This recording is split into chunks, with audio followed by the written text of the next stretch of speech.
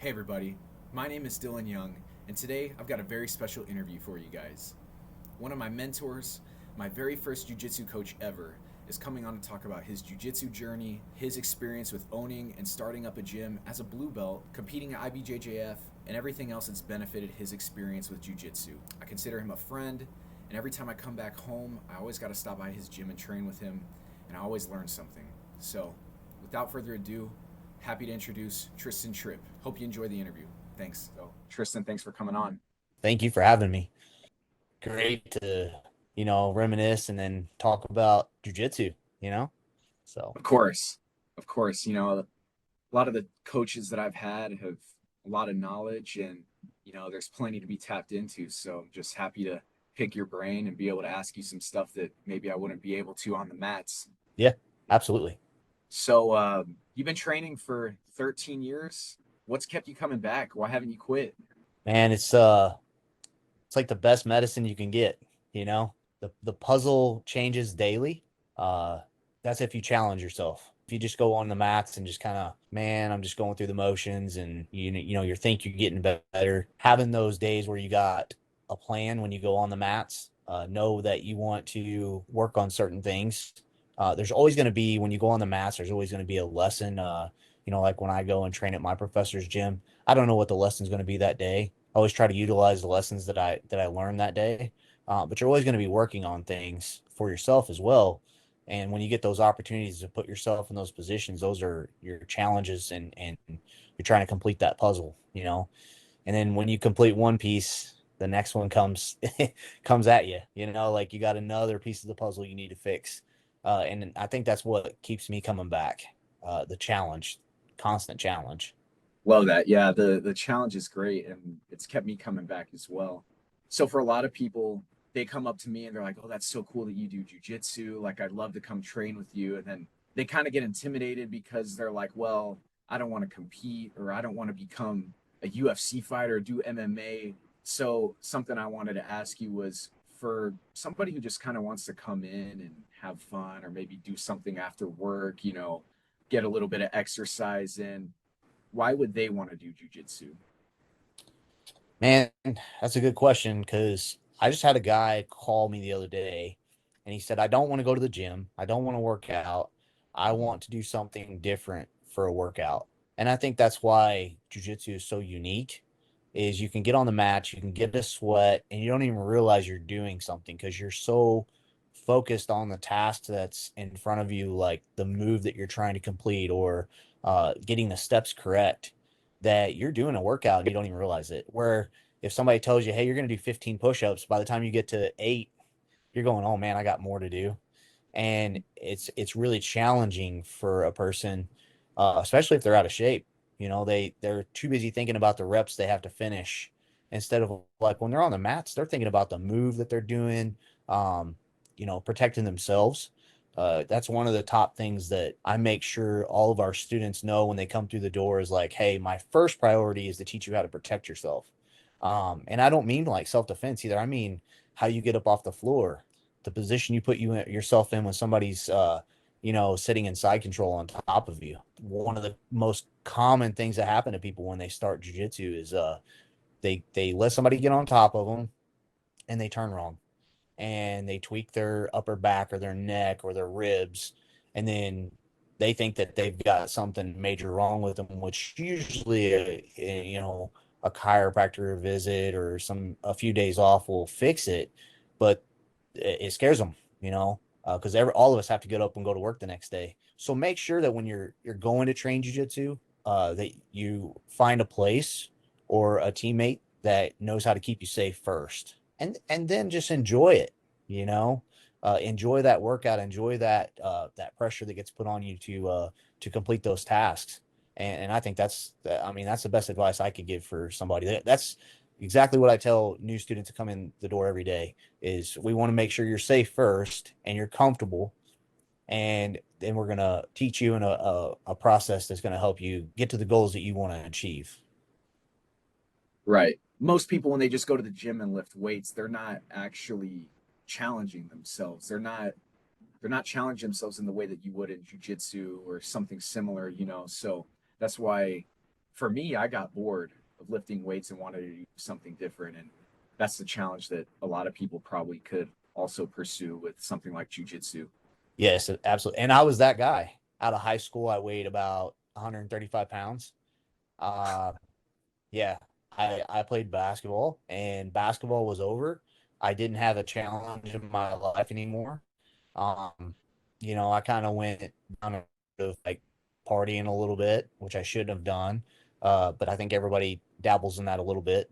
And then I was like, you know what? I'm gonna start lifting weights. I'm gonna get big. And I did. I got pretty big. It was a challenge, but I also had somebody training with me that was bigger and stronger than me. And then when they decided to quit lifting, then guess what happened? I didn't have that chase anymore. That person I was trying to catch. Um, so it made it very difficult to keep staying on that path.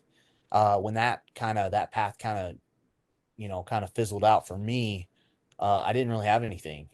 So getting back into jujitsu around 2012, 2013, you always had a challenge to chase because there's always somebody better than you on the mats. I don't care where you go, you're always going to have somebody better than you. And then if you don't have somebody better than you better be lifting the people up around you to make them so you have a challenge, which is what I've had to always do because I've been a school owner. So I've always had to kind of lift the my students up around me, make them better, put myself in challenging positions so I can constantly keep getting better as well. And then they get better. But yeah, I've been down that road, tried the lifting weights. It only lasts for so long, before you kind of get burnt out on that, going to the gym every day. Definitely. And you had touched on being a gym owner, so I want to ask a little bit about that. You started your gym as a blue belt, which you definitely weren't an average blue belt in jiu-jitsu. You were above average. You were doing some super fights and stuff like that I remember. And I started training whenever you were a blue belt. But can you talk a little bit about what that was like? I'm sure you must have got some feedback or some little bit of hate on that. Yeah, it was rough. It was something I wanted to do. I always wanted to teach. I always wanted to have a school. Even before I got into jiu-jitsu, I followed martial arts as a kid. I really wanted to own my own school. This is what I wanted to do. And I've always had people tell me, well, you can't make a living teaching martial arts. And I believed it for the longest time. So getting in and opening my own gym, I wanted to get there as fast. I rushed it. I rushed. I went ahead and did it. I had a good following of people, which never put me behind. I was working a full time job. I had my own business, doing construction. So running a school, my personal life bills were covered because I had a job. Now running the school kind of paid for itself. It was really nice in the beginning. If I had it to do all over again, I would have probably waited till I was probably a purple, closer to brown belt to do it, knowing what I know now. But I think it's still looking back, I wouldn't trade it for anything. I learned a lot. I learned a lot of lessons. I failed a lot, a lot, man. When it comes to the business side, I really failed at that. Jiu-jitsu side of it, I mean, I kept growing. I wish I would have known more when I started because I could have helped more people. But I think the growth that we had when I was a blue belt was perfect. I think the fact that I didn't know a lot about the business side, the marketing side, worked out perfect because I think if I would have known more, I would have overwhelmed myself because I would have got too many people coming in the door too soon. I think the transition when I moved to the new location that we're at now, I think it worked out perfect. I think the timing was perfect. I was in a good place. Um, but starting out, if I had to do all over again, I mean, I would personally would have done the same thing over again. But I've told other people, I was like, wait till you're a purple or brown belt, you know, wait till you got more years of being around somebody that's running a business, and getting the knowledge of jiu-jitsu, as opposed to starting at a blue belt like I did, you know. Uh, of course, I mean, I've been doing martial arts since I was in high school off and on, so I had other backgrounds, so that helped out a lot. But Mhm. I get asked that question a lot though about starting a school like I did, you know. Um, I would probably wait longer. That's my advice to other people. I'd wait longer. I'd wait till you've got more experience, go see how a successful gym's ran. Um, Mhm. and not just any gym. I'm talking somebody that does it for a living full time, and watch how they do things. Watch how they interact with people. Because you have to be able to build a community to keep people on the mats. It's not just about the jujitsu. It's about I get to come to this gym every day and get to be a part of something. You know, the learning jujitsu is the bonus of it, but I get to interact with all these people that are going through the same stuff I'm going through every day, family, work, and they're coming in and trying to be stress free for an hour a night. You know what I mean? Yeah, and that's kind of one of the things that I think is great about jujitsu is whatever you've got going on in the other parts of your life, you can just forget about for an hour and a half. You're not going to be remembering what you're going through. Like you're gonna be too worried about what you have to do on the mats. You're getting smashed or something else. So, but back to the running a gym, I always think it's interesting talking about it because I've always heard that people are appalled to find out that once they start owning a gym, it pretty much has nothing to do with how good you are at jujitsu. Man, you could be and I hear people talk about this all the time. You could be a world champion at jiu-jitsu and not know how to run a gym. You know what I Mm-hmm. mean? Like we see it a lot. I think it's become a more focus now that as these young, really young stars come up, they're being taught, hey, you need to learn how to teach as well as be a superstar, because you're gonna have to make a living at this once you're done competing. Um, Mm-hmm. but I think, and a lot of guys touch on this. A lot of guys in the network that I'm in, I hear them talk about it a lot. You could be a world champion, and it still doesn't mean you're going to be a successful business owner. Because it's not easy. A lot of people don't know how to deal with people. That's the hardest part. You have to be able to read people. You have to be able to, like I said before, build that community, and that's not an easy thing to do. There's a lot of ups and downs in that lifestyle. Trying to learn how to navigate building a great community. But I've heard recently. I've heard a lot more people talk about that in general. So Some people have their different philosophies on what's required to become a blue belt, purple belt, whatever. But one thing that I've heard a lot of people say that purple belt should be a requirement is that you should be able to at least teach beginners. 100%. Um, I push. I mean, you've been to my school before, so you see, I've got a program where I bring up a lot of guys that are guys and girls that are around the high school age that compete a lot, and they want to be world champions. Let's say, I have them on the mats helping with the kids. I always say, if you can teach kids, you can teach anybody. If you can teach a kid how to understand a move, for keeping them safe, because kids can, you know, they can put themselves in weird positions where they can get themselves hurt really easily. But you can keep a kid safe, make sure they're having fun, make sure the parents see that the kid's having fun and they're safe, and then also translate jujitsu to them. If you can do that, you can do anything. Um, Mm. so if you notice now, I have multiple blue belts on my mat that are 17, 18 years old, and they help with the kids' classes. And some of these guys that I have on the mats, they want to be gym owners one day. So I'm like, hey, if you want to be, you need to start now. You need to start as a blue belt learning. So they're side by side with me every day, learning how I teach, seeing how I interact with people, how I interact with the kids. And I think at that level, uh, with guidance. I don't think they should be turned loose all the time, teaching on their own. Every now and then, I'll give some of my blue belts a chance to run a class. Now, again, there are moments where or times like I do have a blue belt at my gym that ran the grappling club up at U of I, and so he got put out on his own to run a program. Him and a few of the other guys up there, I think they were all blue belts at that time. So he had to get out there and run a program and grow it, and they all did a fantastic job up there. Uh, so I so him teaching a class as a blue belt, he does very well.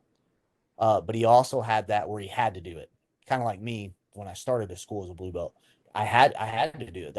I had no choice. I didn't have anybody to do it for me. I had to do it on my own. I had to learn from my mistakes. But I'm trying to make it where these guys that are blue belts that they can step in and learn. Now, by purple belt, I think they should be able to pretty much lead a class if the head person's not around. By the time you hit purple belt, you should be able to make your own lesson plan, follow through that plan, be able to answer any questions that are asked, or know how to handle it if you don't have the answer. That's the hard part, is knowing how to. And if somebody asks a question you don't know the answer to, how are you going to handle that? And I think by purple belt, you should be able to do that. Most gyms, a lot of people don't get the opportunity to that you just described with your blue belt. So that's pretty awesome. That I was just going to say it's just a unique opportunity that I started like 3 years ago, and um, it's been a good thing. Pretty much all the kids or I say kids, but teenagers that's went through it, they've competed at the highest level in IBJJF.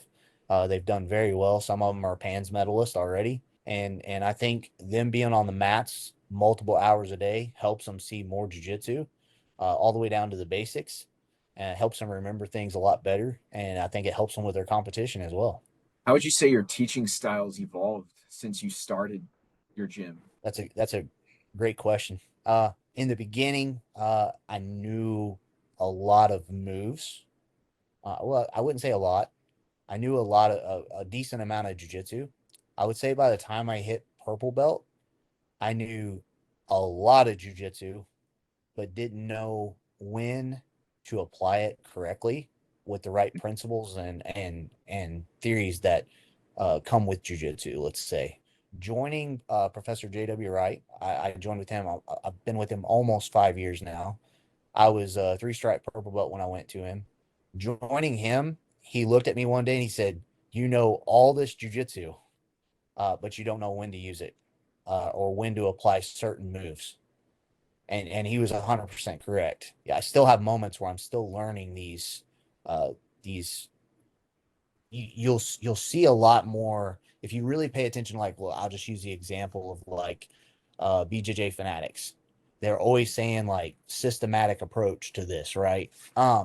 So when you see that, some of these guys have really put together systems of how to approach jujitsu, right? So being under JW, he has a unique approach to just about everything that we do. And then that also comes from him being under Master Wheeler as well, because he has, his ways of doing things as well, and you can see it in our whole organization. So learning those systems has helped me a ton, because let's just use passing for example. I know you've worked guard passing with me just about every time we get together. Having a system of when you're going to use each thing goes a long ways.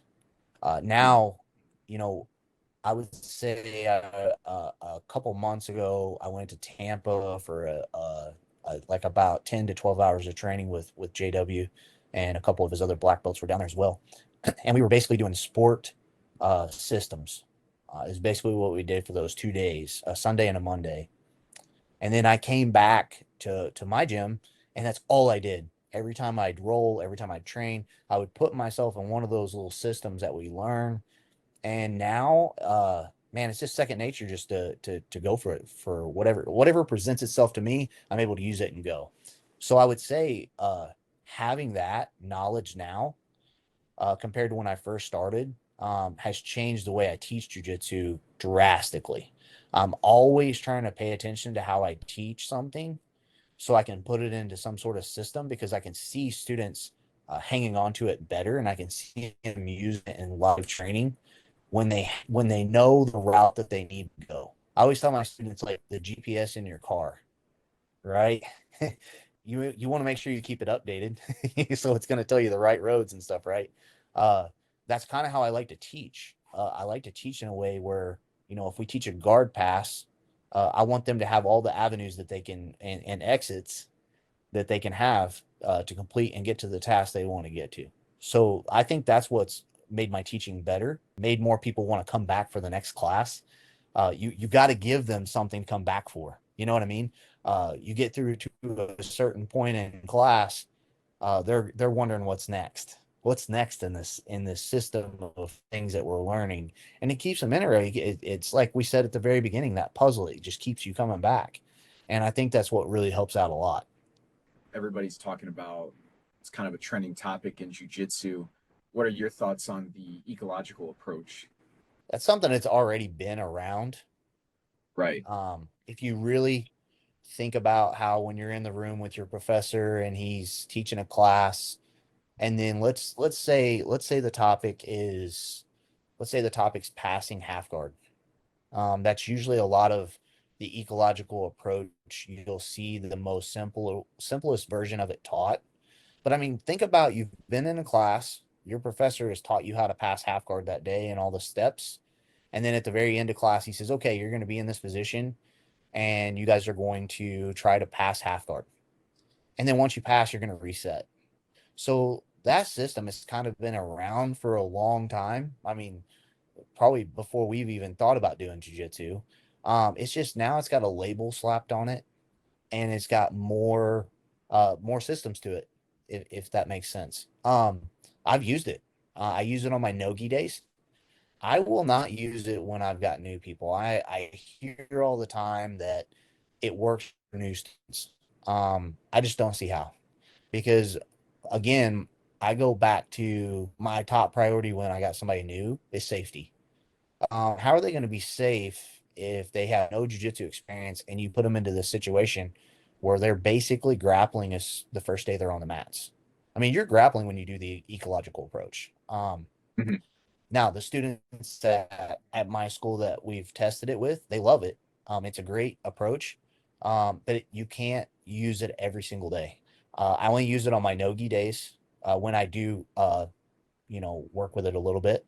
I use it on nogi days because the nogi guys that I have on the mat are usually guys that are there every day, anyways. Our nogi day is kind of a lot smaller than our gi days. An adult gi class averages between 25 to 35 people on the mats. In one of my fundamental classes, no gi night, we might have 12 to 15. So the class is a little smaller, but it's usually people that compete that are on the mats anyways. So I don't mind using the ecological approach to give them a new challenge. And then I can also help make corrections while I'm watching them basically grapple out of a position or the places you would normally get stuck at in a match. Um, so I like it, but it's not going to be my 100% go to thing to do. It's going to be something I might use a couple times a month just to throw something new out there for the students that are there a lot more than average, if that makes sense. Yeah, I agree. I think it's a great way of learning, but you have to combine it with a traditional approach as well, not just all or nothing, because like you said, it's like new people can't really grasp it as well, I would say. Also wanted to ask, so a lot of blue belts in jiu-jitsu, white belt, you're kind of learning moves, everything's new, you're kind of just you're figuring everything out. And then blue belt, you probably tapped a lot of white belts out. You've maybe competed, but blue belt, I feel in my experience is when things got really hard. White belt, it was hard in a different way. White belt was just hard because I didn't know what was going on. Blue belt, everything got really technical. And so I'm curious if you have any tips or advice on how someone who's a blue belt and struggling or feels like their progression is starting to stall, how they can improve that. Because I kind of had a moment where I plateaued a little bit or I felt like my progression slowed because I wasn't going to get better just by coming to class anymore. I had to put in extra work. Man, that's another thing that's changed. Like you asked earlier about how my teaching or how jujitsu's evolved since the time I started running a gym. Man, when you're a white belt, you're right. I mean, you don't have a care in the world. You're just trying to survive, right? You're trying to learn enough to where you're not getting smashed every day. And I'm pretty lucky sometimes. I've got some blue belts that come, or white belts that come in that are just uh, they want to be on the mats every day, learning as much as they can, and you'll see them excel really quick. And I try to work on things when we have a lot more white belts on the mats. I try to work on things that's going to benefit them the most. I would say when you hit that blue belt stage, everybody that goes from white to blue belt, they don't think they deserve their blue belt.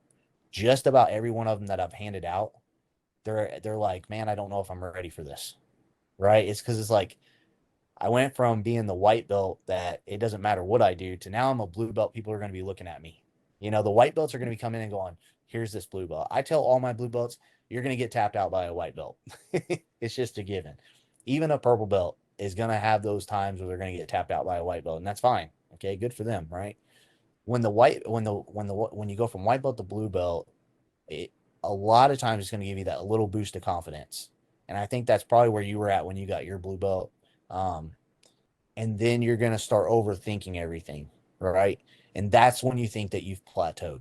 I've been around it long enough now and had a lot of students that I feel like people start to overthink things at blue belt because they're like, man, I'm good enough now that I should be beating people. I should be surviving, and they'll have those bad days where they don't, and then they start second guessing themselves. And I think when you start second guessing yourself is when you stop learning, right?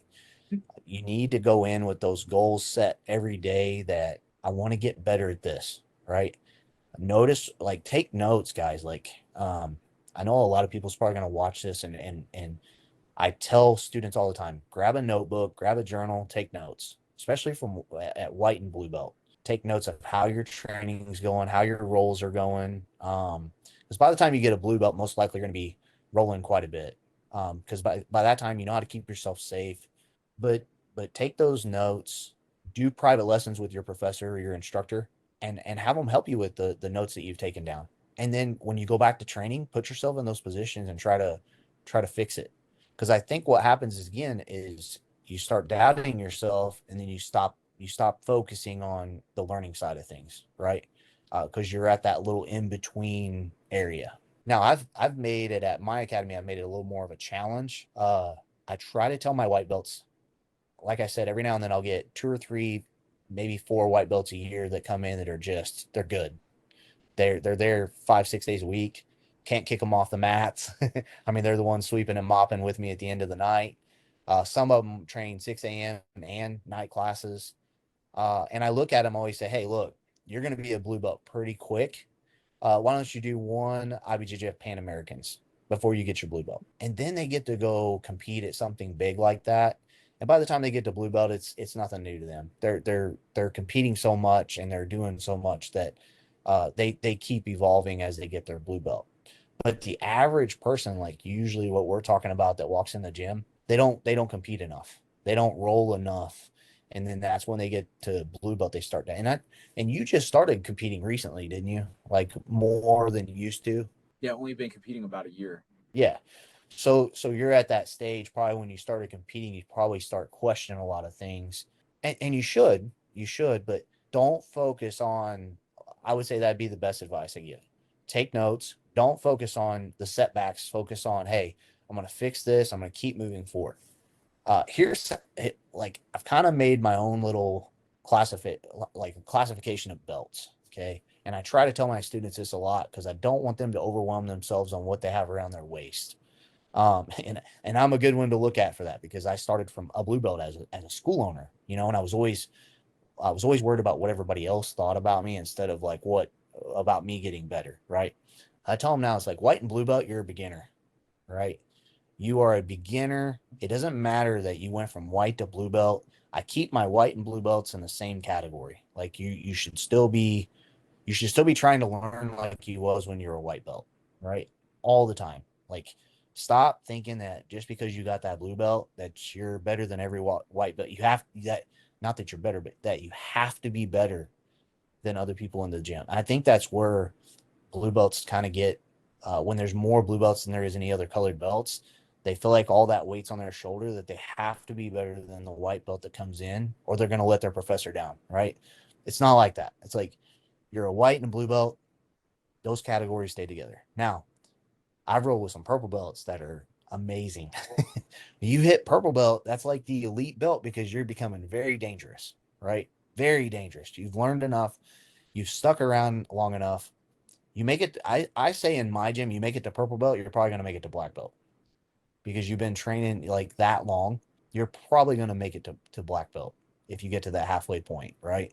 Um, so I stopped worrying about them as much because now they've trained long enough, they're consistent, they've stuck with it. But that white to blue belt is it's a very distinct path that like you could lose that person at any time.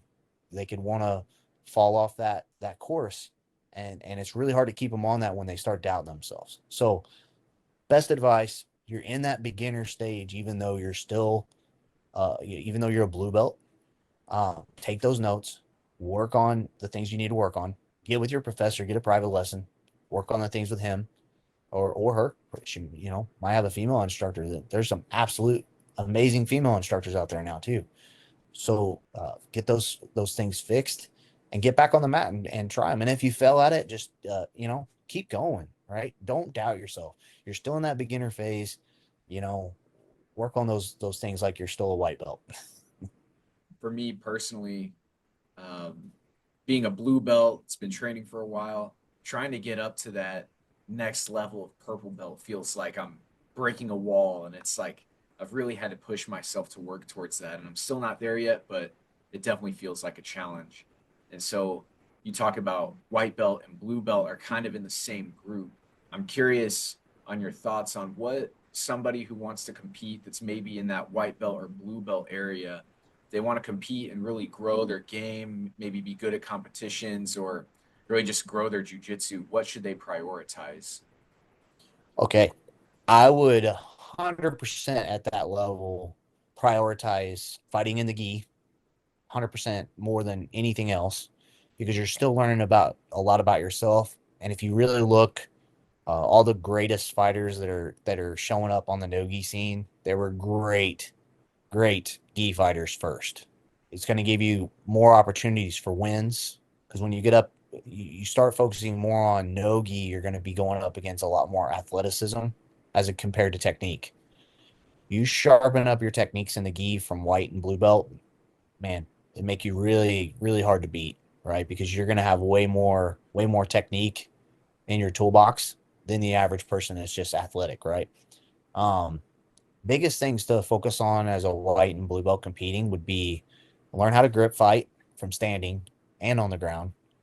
Uh, there's not as much. There is grip fighting on the ground, for like passing guard, but I wouldn't prioritize that as much as on the feet. Prioritize grip fighting, get you a couple really good takedowns that you really like. Learn how to pull guard correctly, not jumping guard. I know blue belts can jump guard, but I jump guard at purple belt a lot. It's dangerous, so I'd always watch what my opponent was doing because I didn't want to hurt the person I'm going with, right? But I would get good at guard pulling, guard sweeps, and guard passing. I think white and blue belts. I think that's everything that they do should be off of grip fighting, a couple really good takedowns, guard pulling, sweep, and passing. I mean, 80 to 90% of jiu-jitsu, if you really watch it, is guard passing or guard play. And learn. It's a good time for you to learn when you're learning those things. Where like if you are guard passing and you're learning how to get yourself in a dominant position, don't just focus on, hey, I'm guard passing right now. That's all I need to focus on. Focus on if I was playing guard right now, what I'm doing is going to be bad for me. You know what I mean? So that way, when you're on the flip side of things and you start to see that person that's passing your guard, you're like, oh crap, they're doing exactly what I just learned, for my guard passing. I need to cut them off. And I think if you look at your lessons as kind of double sided, like, double edged sword, it's gonna make you progress a lot faster. And then the next thing you know, your name's gonna get called out, and professor's gonna be tying a purple belt around your waist. You know what I mean? Right. Couple more quick questions. Want to ask, who are some of your biggest influences in jujitsu? So I'll approach this two ways.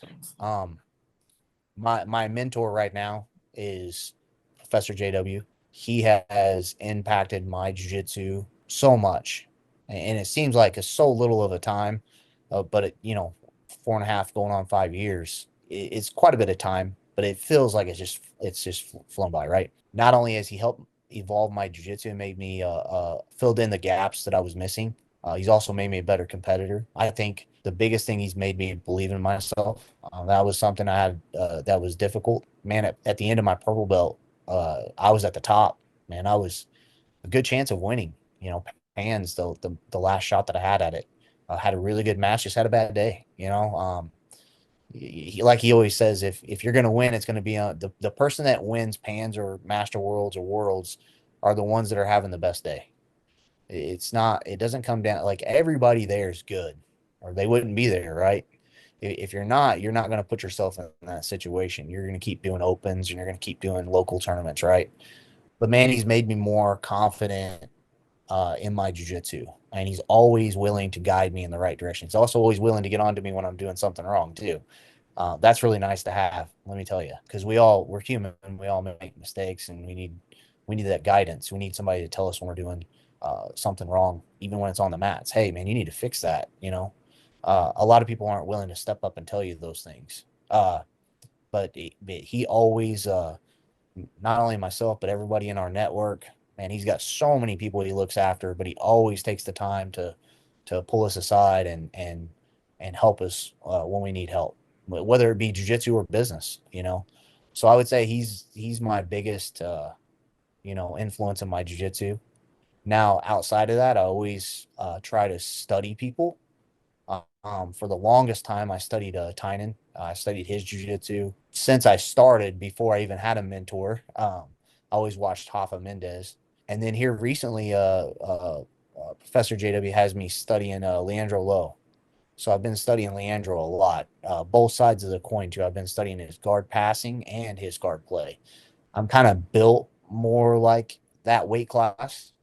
So I always say when you're going to study somebody, always try to study somebody that's close to your body structure and moves more like you. Because it wouldn't do me any good for me to go study a like a rooster or a featherweight. You know what I mean? Because I'm not going Mm. to move like them. Man, I was still doing Barambolos till about 3 weeks ago until I messed my back up. I did a Barambolo on my back start because I'm 41 years old. So there's things that I shouldn't, I say I can't, I can still do them very well. Should I be doing them? Probably not. So, but yeah, I would say 100% the most influenced person in my jujitsu is JW. He's helped me so much. Anytime I ask him a question, he's always willing to answer it for me. And he's led me in the path of watching some of these other guys. He's always, hey, go study these guys here. Never really steers me wrong in the direction of advice on where to go next.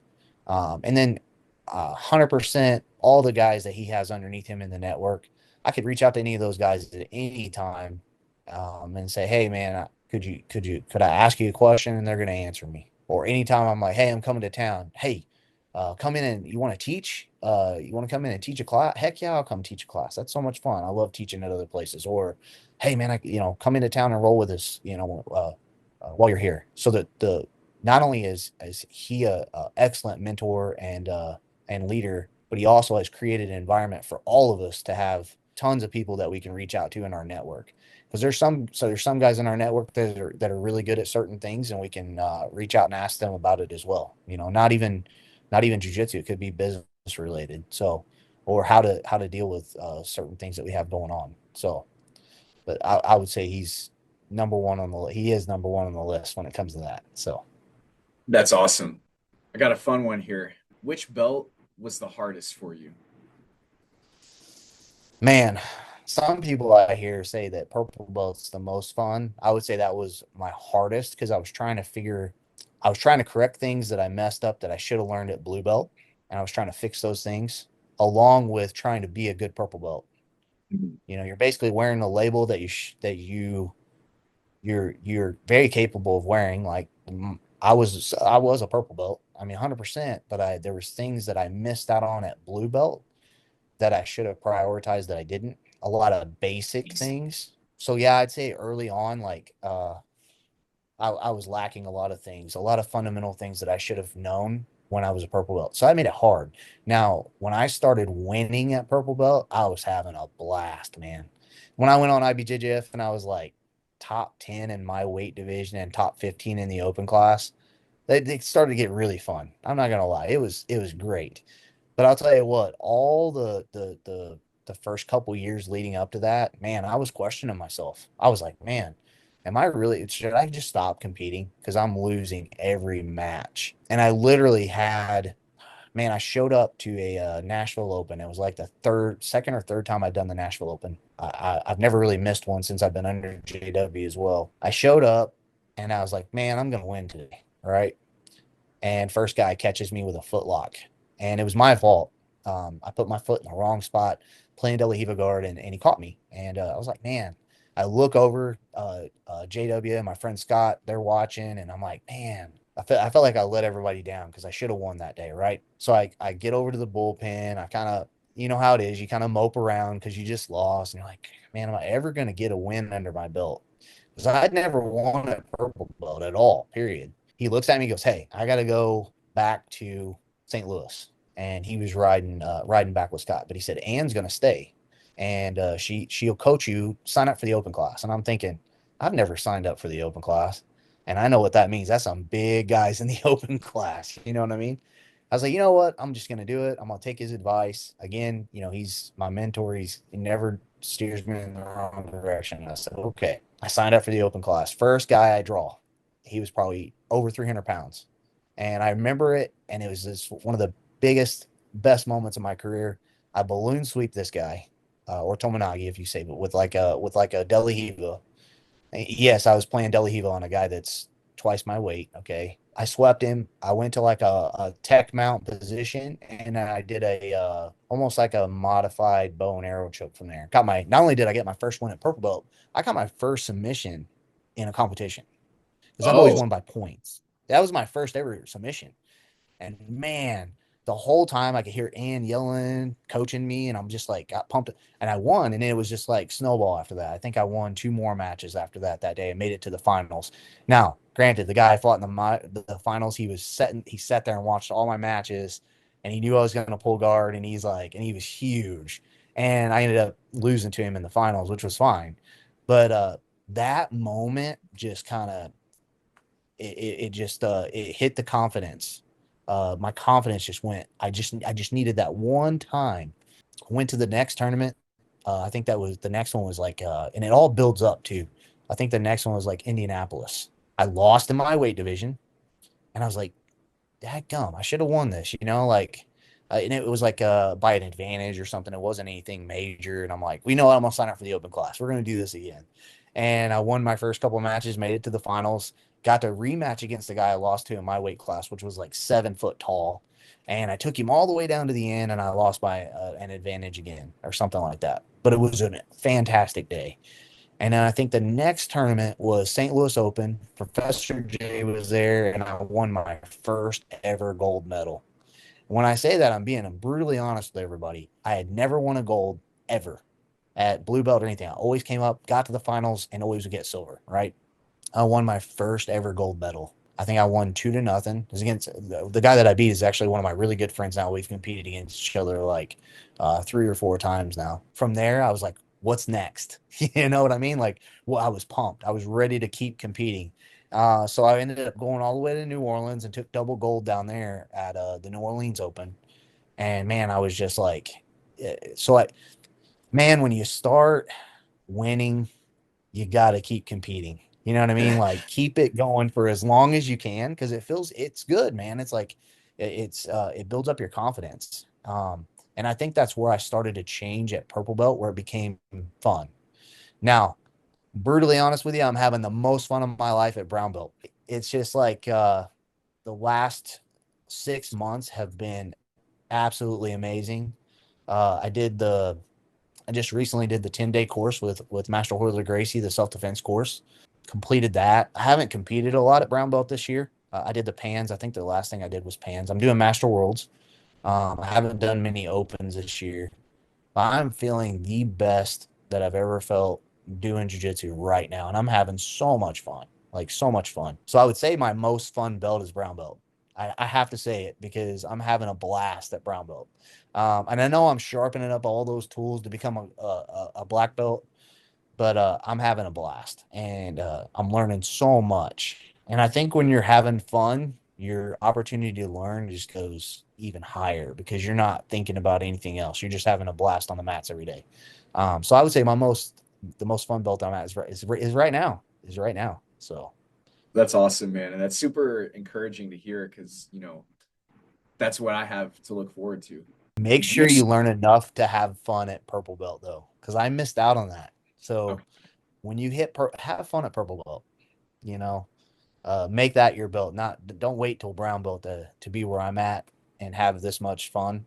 Try to make sure that you don't miss out on opportunities like I did and have fun at that purple belt. Because the higher you go, the harder it gets, Right, right. But and the more challenges you have, right? The more yeah, weight people put on your shoulder as well. So, yeah, to be able to get to that point where I'm having the fun that you described, I'm looking forward to that phase. Do you supplement your training with weightlifting? um, not as much as I should. I actually just bought a sled tread. If you know what those are, you got to look them up. And no, I'm not endorsed or anything by saying it, talking about it. But I kept seeing it pop up. So I think the company is Tib Bar Guy. I kept seeing it come up, and I know a common thing with jujitsu guys is they start having knee problems. So walking backwards on that sled tread, I do that pretty much every other day.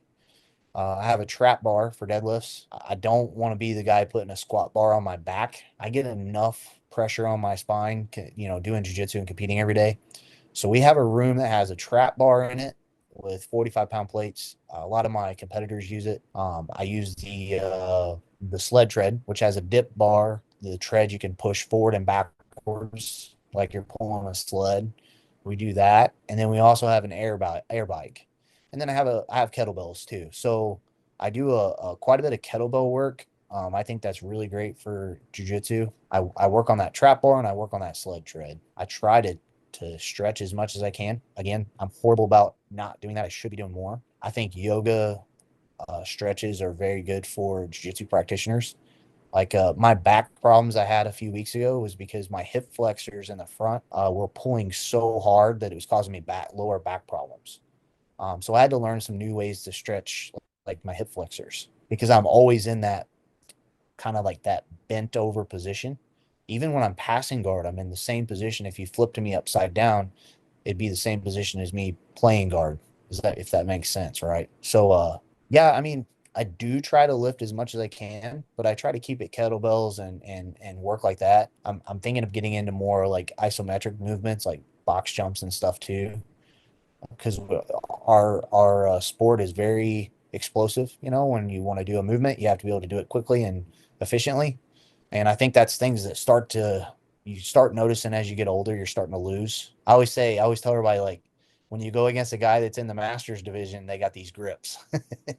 And their grips are insane. I mean, I'm sure you got guys at your gym that are probably like 30, 40 years old and they grab a hold of you and like, what does this guy do for a living? You know what I mean? Like his grips are insane. I can't even break his grip. I always call that the masters division grip because it seems like anybody at that age, like anybody under that age is trying to jump and cartwheel pass and do all this crazy stuff or be really fast. And it seems like the masters division guys just want to grab a hold of you and get this death grip on you that you can't get them loose. That's kind of what I feel like. Yeah, I definitely agree with you on the weight training. I feel like I've not done enough of it, and I always need to do more. I need to do more stretching, and it helps with injury prevention and just helps you be better and stronger on the mats. So it's something I'm trying to do more of as well. I'll tell you an exercise to go try to see, and everybody should try if they don't already do it, is like grab a couple dumbbells, lightweight, and do a reverse deadlift where you're standing on one leg and you bend forward and your back leg stays straight and you go up. And then when your foot comes back down to the ground, do a reverse lunge and then go back into that and see how many of those you can do. And then you're going to be like, you'll come back and tell me later, you'll be like, oh man, I need to do more of those. And that's kind of the movements that we're in jujitsu. The kind of muscles that we work are kind of those muscles because we're not using them both legs at the same time for the majority of our jujitsu. It's like one leg is like, let's say De La Hiva guard, for example. Your hooking leg might be pulling your knee to your chest while the other one's lifting, and then you're extending your De La Hiva leg. Mhm. I mean, our body is never really doing like if we were to do a squat. It's never really doing the same thing together. It's each limb has a task, right? So yeah, focusing on more of like lifting one body part at a time and trying to make it like reverse deadlifts, working one leg basically. Man, you really find out how tough you are when you do those. I'm definitely going to check it out. Challenging for sure. And I'm going to come back and I'm going Yeah, to talk to you about it. All right. So, last question. Your gym is 413 Jiu Jitsu. And I've always wondered about it. I assumed it was from Philippians 413, but could you talk it about is. that a little bit? Yeah. Yeah, so it's Philippians 4:13. That's a verse that always like so when I first started working and or first started like teaching jujitsu, I didn't have my own school. I was teaching inside of another gym. And kids would always be like, I can't do this. I can't. So that scripture just always kind of stood out to me of like a lot of people know it. So having that name on the door kind of just sends out a quiet signal of like, hey, we are a positive driven gym environment and family friendly, right? Now, putting putting a school name like that puts a lot of pressure. It's put a lot of pressure on me because people think when they walk through the door, they think, oh my gosh, these people are gonna like preach at me. You know what I mean? Because it's a Bible verse, right? Some people will ask me about it, and then I'll tell them that, oh, cool, we go to church, cool. But I have had people that were very skeptical about coming in because of the name on the door, right? Mhm. Then I've had people that notice the name on the door and they're like, they know exactly what it is. And they're like, oh, family friendly is what they think. And then I've had people put kind of the pressure on me of like, oh my gosh, you have a Bible verse on the door. You got to be perfect. I am not perfect. No human is. And if you think you're perfect, like you better go back and read the Bible because we're not, right? We're not perfect. None of us are. We all make mistakes. So I make mistakes every day. So putting that name on the door though, it was something that meant a lot to me because I'd had some, rough past growing up and stuff like that. And the I can do all things really stood out to me. All right. Not giving up. So if you go on to the website, our website, in the very first paragraph, you got a picture from one of JW's seminars. And in the very first caption at the very end of it, it says, and I can do all things through 413 Jiu Jitsu. And so it's sending that quiet message of what the verse says, but it's doing it in a way of like, I can do all things through 413 jiu-jitsu, right? And I didn't put that in there to be like, to contradict a Bible verse. It's like you don't want to have a business and be throwing verses out there anyways, because it's like then you're mixing business and religion and political stuff, and you shouldn't mix those things with your business. Your business is a place where people can come and they don't want to hear about religion or politics. They want to train jujitsu, right? Mhm. But you can put that name on the door and have a really subtle message to them like, hey, we're a family friendly environment and we want to help you with your jujitsu. We want you to know that we're not going to have a bunch of knuckleheads running around with their t-shirts off and, cussing and carrying on and being crazy around your kid. You know what I mean? Or allowing drugs in the gym or anything like that. You know what I mean? It's just a soft message to people. Hey, come train with us. We want to create a great family environment. And that's why I use that name. That's awesome. And I mean, I definitely saw that with my own eyes. I kind of assumed that that was what the verse was, and I didn't know what to expect walking into a jujitsu gym. So, it kind of gave me that idea of like, all right, well, these guys are probably really nice.